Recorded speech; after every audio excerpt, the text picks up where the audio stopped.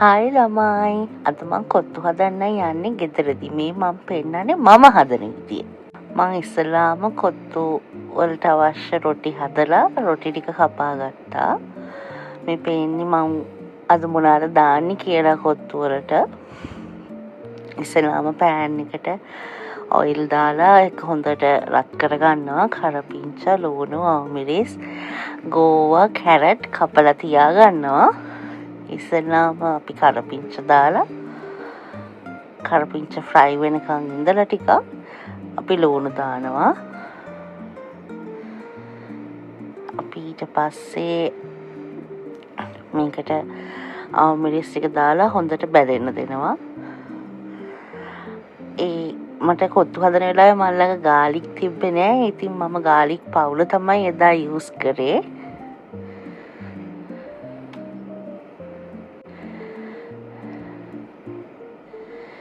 මං Chile powder දැම්මා, Chile ෆ්ලේක්ස් දැම්මා. ඒක හොඳට බැදෙන්න දෙනකොට මම ඊට පස්සේ මේකට බිත්තර එකතු කරගන්නවා.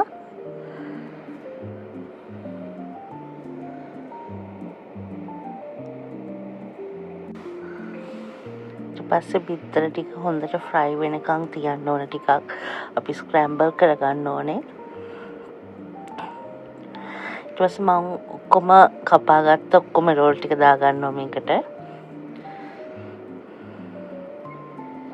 ඊට පස්සේ මේ පේන විදියට අර බිත්තරත් එක්ක හොඳට රෝල් ටික මික්ස් කරලා සෝයි සෝස් චුට්ටක් දාගන්නවා.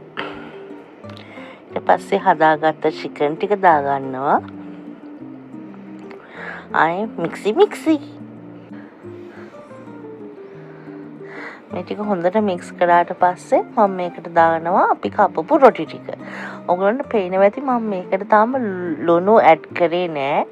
මොකද සෝයි සෝස් වලින් අපි හදාගත්ත චිකන් වලින් චිකන් කරි එකෙන් මේකට ලුණු සාමාන්‍යයෙන් ඇති වෙනවා. ඊට පස්සේ මම රස බලලා තමයි අවශ්‍ය ප්‍රමාණයට ලුණු දාගන්නේ. මේක මික්ස් කරලා මම just කාලා බැලුවා ලුණු ගොඩක් ඕන වෙනවා. ඊට පස්සේ මම ලුණු ටිකක් දැම්මා මේකට.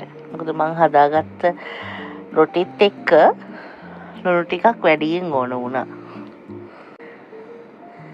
දැන් අපි මේක හොඳට මික්ස් කරලා රොටි ටික හොඳට ෆ්‍රයි වෙනකන් මික්ස් කරලා ඉවරනාට පස්සේ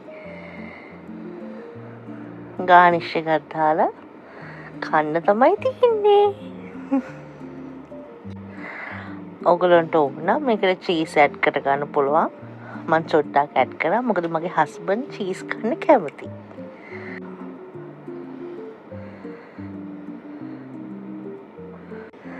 ආයෙත් වීඩියෝ එකක් කරන් එන්නම්. Thank you.